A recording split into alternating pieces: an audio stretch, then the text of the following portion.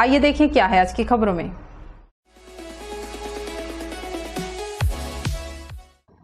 Indian स्वच्छता league 2.0 अंतर्गत team Korba king के द्वारा शहर के सभी स्कूलों से 1120 बच्चों के द्वारा मैराथन स्वच्छता अभियान के तहत शहर के विभिन्न चौक चौराहों में स्वतंत्रता सेनानी चौक पर श्रमदान करने के पश्चात मूर्तियों पर माल्यार्पण किया गया।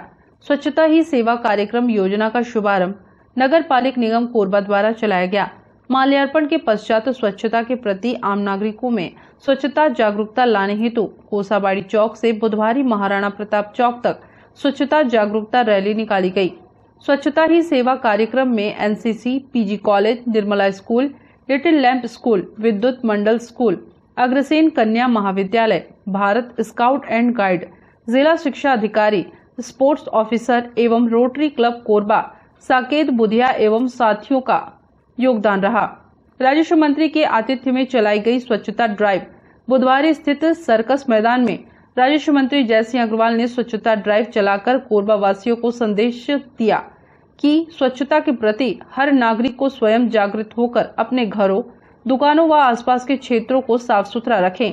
उन्होंने कोरबा वासियों से अपील करते हुए कहा कि पहले अपने आप को स्वयं स्वच्छता के प्रति जागरूक होना चाहिए, तभी हमारा कोरबा शहर का स्वस्थ कोरबा, स्वच्छ कोरबा की परिकल्पना साकार होगी। मैं अपना नाम लेंगे। अपने अंतरण से दृढ़ संकल्प करता हूँ कि मैं स्वयं को एक स्वच्छ, स्वस्थ और नवीन भारत के निर्माण और चल रहे स्वच्छता ही सेवा जन आंदोलन के लिए पूरी निष्ठा के साथ समर्पित करता हूं, जिसमें मैं घर, विद्यालय, कॉलेज, स्वास्थ्य केंद्र, रेलवे और बस स्टैंड, तालाबों और अन्य सार्वजनिक स्थानों में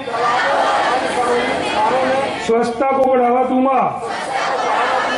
स्वयं द्वारा और अन्य लोगों जो स्वयं के लिए व्यवस्था करने में असमर्थ हैं, 2 बच्चा शौचालय के निर्माण में सहायता कर गांव और कस्बों को खुलों में शौच से मुक्त करने में योगदान दूंगा। निगम द्वारा स्वच्छता पखवाड़ा का आयोजन किया गया है, जिसके माध्यम से कोरबा में जो साफ सफाई की व्यवस्था जो और सुचारू रूप से चल सके, इस दिशा में पहल करते हुए यह आयोजन किया गया है। मैं समस्त उपस्थित जनों से और प्यारे बच्चों से ये निवेदन करता हूँ कि स्वच्छता के इस भव्य कार्यक्रम में आप सभी अपनी सहभागिता निभाएं और हमारे कोरबा को स्वच्छ बनाने में अपना योगदान करें। साथ में घर जाएं तो अपने माता पिता और परिजनों से भी इस बात के लिए आप लोग निवेदन करें कि स्वच्छता के इस महाकुंभ में आपके सभी कोरबा वासी सहयोग प्रदान करें। कोरबा हमारा काफी स्वस्थ कोरबा है, स्वच्छ कोरबा है, लेकिन कोरबा औद्योगिक जिला होने के नाते यहाँ पर जो कोयले का प्रोडक्शन, साथ में आपका कोयले की ट्रांसपोर्टिंग, इसके साथ साथ पावर प्लांट की वजह से थोड़ा प्रदूषण की जो समस्या हमेशा बनी रहती है। हम लोग हमेशा और सभी अधिकारी इस बात का प्रयास करते हैं कि स्वच्छता बनी रहे और जो कोयला का प्रोडक्शन है उसमें धूल कम से कम उड़े। इसके साथ साथ जो पावर प्लांट है उसमें भी आपका ESP वगैरह चालू रहे ताकि धूल उसमें ऐश न उड़े, राखड़ न उड़े। इस दिशा में प्रयास हमेशा जारी रहते हैं। प्रोग्राम का आयोजन स्वच्छता ही सेवा पखवाड़े के अंतर्गत किया जा रहा है। भारत सरकार के द्वारा पूरे देश भर में इस स्वच्छता पखवाड़े का आयोजन किया जा रहा है और इसमें मुख्य रूप से 3 इवेंट्स हमने आयोजित करने हैं, जिसका एक तो हो गया जो पूरा पखवाड़े में अलग अलग वार्डों में अलग अलग स्थानों पे इसी तरह से हम लोग सफाई अभियान चलाएंगे, जिसका हमने आज शुरुआत करी है। जो दूसरा पार्ट है वो इंडियन स्वच्छता लीग है, जो पिछले वर्ष भी जिसका आयोजन किया गया था, जिसके अंतर्गत आज रैली का आयोजन किया गया है। साथ ही साथ कुछ स्कूलों और कुछ कॉलेजेस में हम वॉल पेंटिंग आयोजन कर रहे हैं।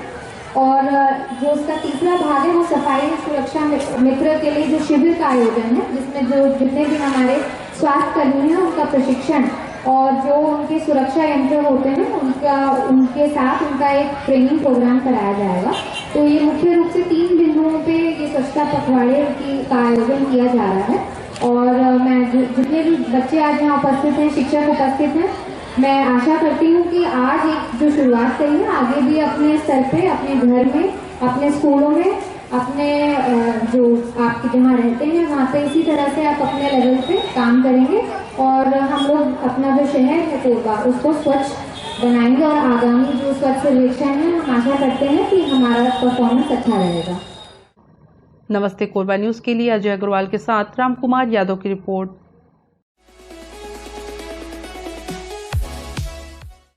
जिले में 18 सितंबर को गणेशोत्सव का आगाज होने वाला है। इसके लिए कोरबा जिले की गणेशोत्सव समितियों द्वारा तैयारियां तेज कर दी गई हैं। विशेषकर यह गणेश चतुर्थी कटघोरा क्षेत्र के लिए बेहद खास रहेगी, क्योंकि यहां 107 फीट ऊंचे पंडाल में विराजमान होंगे गजानन स्वामी। अयोध्या में बनने वाले राम मंदिर के स्वरूप में इस पंडाल का निर्माण कराया जा रहा है। कोलकाता के कारीगरों द्वारा इस भव्य पंडाल का निर्माण किया जा रहा है। बताया जा रहा है कि आयोजन में करीब 70 लाख से अधिक खर्च होगा। खास बात यह है कि इस आयोजन में देश के विभिन्न प्रांतों से झांकियां मंगाई गई हैं। कटघोरा नगर को दुल्हन की तरह सजाया जा रहा है। मैं तो आपको सबसे पहले बताना चाहूँगा कि कटघोरा नगर के उत्साही नवयुवकों द्वारा विगत कई वर्षों से आयोजन किया जा रहा है। इस वर्ष का यह पंडाल 107 फीट का बनाया गया है, जो राम मंदिर की तर्ज में बन रहा है। इसमें राम मंदिर की आपको जो अयोध्या में राम मंदिर स्थित है उसकी झलक देखने को मिलेगी और अंदर में विशाल का 21 फुट की मूर्ति विराजमान की गई है। इसकी साज सज्जा में विगत 2 माह से बंगाल के कारीगर आकर यहाँ पर कार्य कर रहे हैं और लगभग इस पंडाल को बनाने में अनुमानित जो खर्च है 50 से 60 लाख रुपए आने की उम्मीद है। और कटघोरा नगर के पूरे नगरवासियों का अपार जन सहयोग और सहयोग मिल रहा है इस कार्य को संपन्न करने में। देखा जा रहा है छत्तीसगढ़ में ये दूसरे नंबर पर बताया जा रहा है, इसके बारे में आप क्या कहेंगे? ये तो आप लोग का प्रेम है, यहाँ कोई नंबर की लड़ाई नहीं है, लेकिन निश्चित रूप से युगों का उत्साहवर्धन होगा। सब देखने वाले लोग यही बोल रहे हैं कि कोरबे जिले का या प्रथम और विशाल का पंडाल होगा जो कोरबे जिले में स्थापित होने वाला है। निश्चित ही यहाँ के जो उत्साही युवक हैं और समिति है वो बधाई की पात्र है निश्चित ही। और इसका विसर्जन यात्रा भी ऐतिहासिक होने वाला है।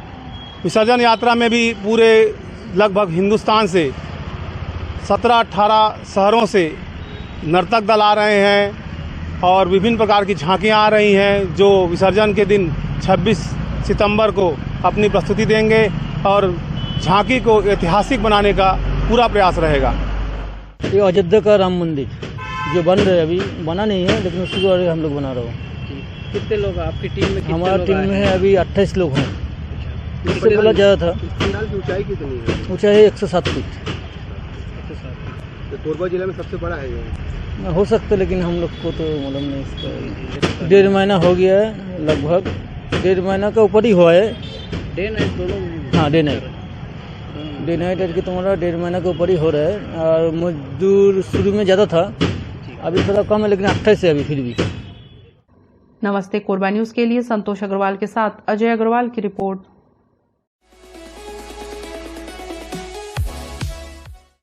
अखिल भारतीय मारवाड़ी महिला सम्मेलन की कोरबा शाखा द्वारा पारंपरिक भारतीय परिधान साड़ी को बढ़ावा देने हेतु एवं घरेलू महिलाओं को पैदल चलने के प्रति जागरूक करने और महिला सशक्तिकरण के लिए साड़ी वॉकथॉन का अनूठा आयोजन किया गया। महिलाओं में पर्यावरण अनुकूल जीवन शैली, फिट रहने और महिला सशक्तिकरण के बारे में जागरूकता बढ़ाने के लिए यह आयोजन किया गया, जिसमें कोरबा शहर से बड़ी संख्या में महिलाओं ने हिस्सा लिया। साड़ी वॉकथॉन की शुरुआत ट्रांसपोर्ट नगर स्थित इंदिरा विहार समिति के टैगोर उद्यान से मुख्य मार्ग होते हुए CSEB चौक से वापस टैगोर उद्यान तक रखा गया। अखिल भारतीय मारवाड़ी महिला सम्मेलन की कोरबा शाखा की सदस्यों ने बताया कि इस आयोजन का उद्देश्य कोरबा की महिलाओं को एकत्रित करना था, उन्हें हमारे भारतीय पारंपरिक पोशाक साड़ी के महत्व से भी अवगत कराना था। महिलाएं साड़ी में भी हर कार्य कर सकती हैं, इसलिए इस साड़ी वॉकथॉन का आयोजन किया गया। आज हमने ये मैराथन नहीं वॉकाथन, साड़ी वॉकाथन करवाया है। हम चाहते हैं कि हमारी कोरबा की सारी महिलाएं एक साथ एकत्रित हो, हम उनको यूनाइट भी करना चाहते हैं। साथ में अपनी जो हमारा जो संस्कृत है कि हम अपने साड़ी को पहने, उसको बढ़ावा देने के लिए हमने ये प्रोग्राम किया है। और हम इसके साथ ये मैसेज देना चाहते हैं कि हम साड़ी में भी महिलाएं सब कुछ कर सकती हैं। ऐसा नहीं है कि मतलब हम साड़ी अगर नहीं पहने या फिर कुछ और ड्रेस में ही कुछ भी कर सकते हैं, साड़ी में भी हम सब कुछ कर सकते हैं। आज हमने भारतीय परिधान को प्रमोट करने के लिए आज का ये कार्यक्रम रखा है, जो कि अखिल भारतीय मारवाड़ी महिला सम्मेलन कोरबा शाखा द्वारा मनीषा गोयल जी की अध्यक्षता में किया जा रहा है। और ये हमारे लिए गर्व की बात है कि नारी शक्ति राष्ट्र शक्ति है और भारतीय परिधान हमारा जो है साड़ी है। और इसको आज हम देख रहे हैं धीरे धीरे ये लुप्त होने की कगार पे है। और हम चाहते हैं कि हमारी जो पहचान भारतीय संस्कृति की है उसको हमेशा जीवित रखें। इसीलिए ये संगठित होकर ये कार्यक्रम को आज यहाँ आयोजन किया जा रहा है। ये मैराथन कहाँ से कहाँ तक का? हमारा ये मैराथन टैगोर गार्डन से लेकर महाराजा होते हुए सीएसपी चौक तक जाएगा और सीएसपी चौक से वापस महाराजा होते हुए टैगोर गार्डन के लिए आएगा।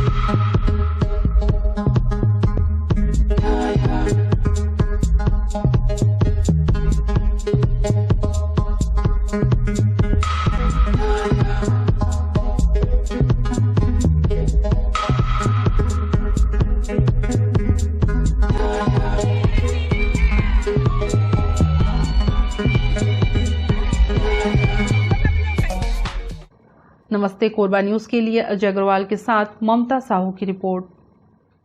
बुलेटिन में अब वक्त है एक छोटे से ब्रेक का, मिलते हैं ब्रेक के बाद। हमें जानकारी मिली है कि कुछ लोग नमस्ते कोरबा समाचार में खबर चलाने के नाम से पैसों की उगाही कर रहे हैं।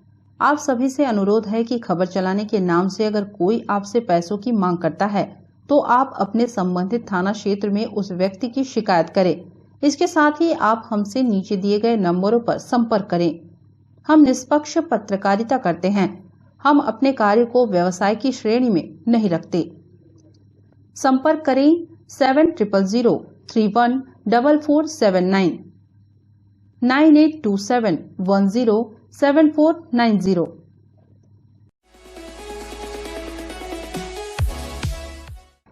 खपरेल की छत और बैठने के लिए टाटपट्टी।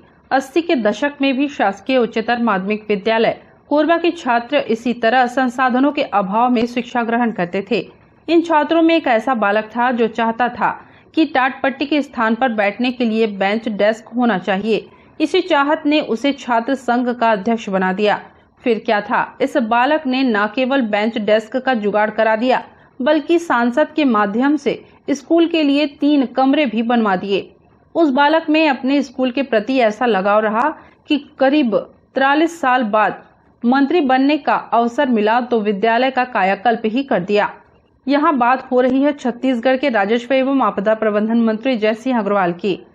जय सिंह अग्रवाल में इस स्कूल से इतना लगाव था कि जब वे सक्रिय राजनीति में आए और 1996 में साडा अध्यक्ष बने तब भी उन्होंने शासकीय उच्चतर माध्यमिक विद्यालय कोरबा में कई काम कराए। 2008 में कोरबा विधानसभा क्षेत्र अस्तित्व में आया। जयसिंह अग्रवाल पहले विधायक चुने गए। उन्होंने विधायक मत से काम कराने के लिए अपने स्कूल की सुध ली। 2015 में जब पत्नी रेणु महापौर बनी तब इस स्कूल में कमरे और हॉल का निर्माण करवाया। हमारी ये पुरानी बिल्डिंग बहुत जर्जर हो गई थी, बहुत तकलीफ है, पानी में बच्चों को बहुत ज़्यादा कठिनाई हो रही थी। तो माननीय राजस्व मंत्री माननीय श्री जयसिंह अग्रवाल जी, जो कि कोरबा के विधायक हैं, जो कि इस स्कूल के पूर्व छात्र रहे हैं, उनके प्रयास से SECL के CSR मद से इस बिल्डिंग को बनवाया गया है और अब हमारी जो भी प्रॉब्लम थी वो बहुत ही जल्दी सब खत्म होने वाली है। कैसे लग रहा है आपका नवा भवन? बहुत ज़्यादा अच्छा, बहुत सुंदर, बहुत ही अच्छा। हमें बहुत खुशी हो रही है कि हमारे नए स्कूल का उद्घाटन होने वाला है और हमारे माननीय जयसिंह अग्रवाल जी ने इतने प्रयासों से इसे बनवाया है। हमें बहुत खुशी है इस बात की। कैसा लग रहा है आप लोग यहाँ नए भवन में आने के बाद? बहुत प्रसन्नता हो रही है क्योंकि यहाँ हर प्रकार की सुविधाएं उपलब्ध हैं। हम लोग की पुरानी स्कूल की हालत बहुत ख़राब हो चुकी थी, अब बहुत खुशी हो रही है इस स्कूल में बैठने के लिए।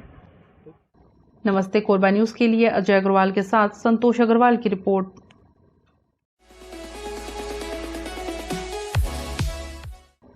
कोरबा में हाथियों की निगरानी अब हाईटेक तरीके से की जाएगी। रात के अंधेरे में भी जंगल के बीच विचरण कर रहे हाथियों को आसानी से ट्रैक कर लिया जाएगा। दरअसल विभाग द्वारा थर्मल ड्रोन कैमरे का इस्तेमाल किया जाएगा। इसके लिए मुख्यालय को प्रस्ताव भेज दिया गया है। कोरबा में हाथी आतंक का पर्याय बन गए हैं। हाथियों द्वारा फसल को नुकसान पहुंचाने के साथ ही ग्रामीणों पर जानलेवा हमला किया जा रहा है। हाथियों की निगरानी करने में विभाग पूरी तरह से फेल है। दरअसल हाथी चंद मिनट में ही कई किलोमीटर का सफर तय कर लेते हैं और ऐसे में हाथी घने जंगलों में छिप जाते हैं, जिससे इन हाथियों की निगरानी कर पाना विभाग के लिए चुनौती से कम नहीं होती। SDO आशीष खैरवार ने बताया कि वर्तमान में विभाग द्वारा सामान्य ड्रोन कैमरे का उपयोग किया जा रहा है, जो दिन के वक्त ही काम करता है, मगर थर्मल ड्रोन कैमरे की खासियत यह है कि यह कैमरा रात के अंधेरे में घने जंगल के बीच छिपे हाथियों को स्कैन कर लेगा। उन्होंने कहा कि पायलट प्रोजेक्ट के तहत प्रारंभ में एक थर्मल ड्रोन कैमरा का उपयोग किया जाएगा। कारगर साबित होने के बाद कोरबा और कटघोरा दोनों वन मंडल के लिए कैमरे की खरीदी की जाएगी। कोरबा मंडल में अभी 13 हाथी विचरण कर रहे हैं। इनका लगातार निगरानी किया जाता है। हाथी मित्र दल और लोकल स्टाफ के द्वारा लगातार उनका 24 घंटे निगरानी किया जाता है और व्हाट्सएप के माध्यम से और अन्य माध्यम से सूचित किया जाता है।